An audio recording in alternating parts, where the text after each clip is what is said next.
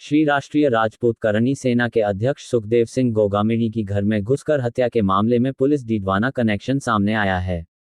हत्या के बाद दोनों शूटर पहले कुचामन पहुंचे, उसके बाद बस में सवार होकर डीडवाना पहुंचे, जहां से वो गाड़ी किराए पर लेकर सुजानगढ़ रवाना हो गए, जहां से दिल्ली जाने वाली एक निजी बस में सवार होकर फरार हो गए।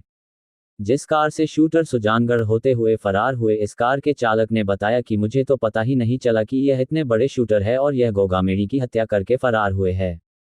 अगले दिन मेरी मम्मी जब दुकान पर नहीं गई तो मैंने उन्हें पूछा था कि क्या हुआ है, आज आप दुकान पर नहीं गए। इस पर उन्होंने कहा कि आज मार्केट बंद है, जयपुर में कोई मर्डर हुआ है। इसके बाद मैंने व्हाट्सएप पर आया सुखदेव सिंह गोगामेड़ी की हत्या का वीडियो देखा। वीडियो देखते ही मैं पहचान गया कि ये वही लड़के हैं जिन्हें मैं सुजानगढ़ छोड़कर आया था। इसके बाद मैं मेरे एक अंकल के घर गया, पर उनके घर पर ताला था। शाम होते होते मैंने अंकल को कॉल किया और उन्हें पूरी बात बताई। उन्होंने मुझे तुरंत डीडवाना थाने जाकर पुलिस को पूरी बात बताने को कहा। उसके बाद मैंने पुलिस को घटना की जानकारी दी। पुलिस इसी इनपुट के आधार पर आगे की जांच में जुटी हुई है और आरोपी शूटर तक पहुंचने की कोशिश में है। कल रात की है ना घटना? परसों रात। परसों रात को क्या हुआ था, किसका फोन आया था?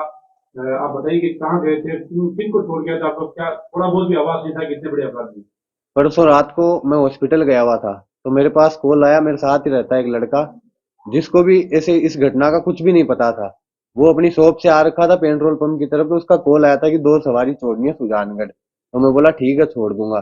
फिर मैं घर पे आके वाइफ को ड्रॉप करके हम हॉस्पिटल गए हुए थे। ड्रॉप करके फिर वापस गया था, तो वहां से वो पीछे वाली सीट पे बैठ गए थे दोनों। और जिसका कॉल आया था और एक लड़का और साथ में था जो मेरे साथ ही रहता है, वो एक लड़का पीछे बैठ गया और आगे की तरफ एक लड़का बैठ गया। उनको मैं बोला आप दोनों चल लो, नाइट का टाइम है, 2 लड़कों को छोड़ना है, आपने फोन किया तो साथ में सेफ्टी रहेगी, नाइट का टाइम है। तो हम चले गए। फिर उन्होंने 1500 रुपए पेट्रोल पंप पे दे दिए हमें, लाडनू कुड़िया के पास में जो पेट्रोल पंप है ढीरवाड़ा में, वहां पे दिए। तो मैंने तेल डलवा के वहां से फिर सुजानगढ़ की ओर रवाना हो गए। तो रास्ते में वो बोल रहे कि हमें कभी चूरू छोड़ दो, सालासर छोड़ दो, हिसार छोड़ दो। मैं बोला भैया आपको एक बार बता दो जाना कहाँ है। बोला हिसार छोड़ दो। तो मैं बोला हिसार के ज्यादा पैसे लगते हैं। तो बोला 10, 15, 20 हजार लग जाए, हमें कोई दिक्कत नहीं है, आप छोड़ दो। तो मैं बोला भैया हमारे घर वाले अलाउ नहीं करते 10 बजे के बाद में। तो उनको फिर वो बोले ठीक है सुजानगढ़ की तरफ चलो, वहां से कोई साधन देखते। मैं बोला भैया आप ट्रेन में चले जाओ। तो बोला हम ट्रेन में नहीं जाएंगे, हम आराम से जाएंगे बस में या टैक्सी में। तो फिर उनको एक बस दिख गई सुजानगढ़ बस स्टैंड पे, दिल्ली नोखा लिखा हुआ था उसपे। तो वहीं उन्होंने गाड़ी रुकवा ली और उसी बस की तरफ वहां कंडक्टर से बात करने लग गई कि हमें हिसार जाना है। तो उनको वो बोला कि हिसार तो नहीं जाएंगे। तो फिर वो धारवाड़ा की ऐसी कुछ बात करने लग गई। तो आपको कहीं कोई आवाज नहीं हुआ कि इतने बड़े अपराधी इतना बड़ा अपराध करके आए हुए नहीं सर, ऐसी ऐसी कोई आवाज भी नहीं होने दिया। उन लोगों ने भी आराम से बात कर रहे थे और वो हरियाणवी लैंग्वेज में बोल रहे थे। मैं पूछ भी रहा था कि आप इधर क्यों आए हो, एकदम नॉर्मली फ्रेंडली बात करते हुए जा रहे थे। फिर थोड़ी देर बात किए, फिर वो चुपचाप बैठ गए। तो फिर हम भी नॉर्मल होके फिर गाड़ी चलाने लग गए।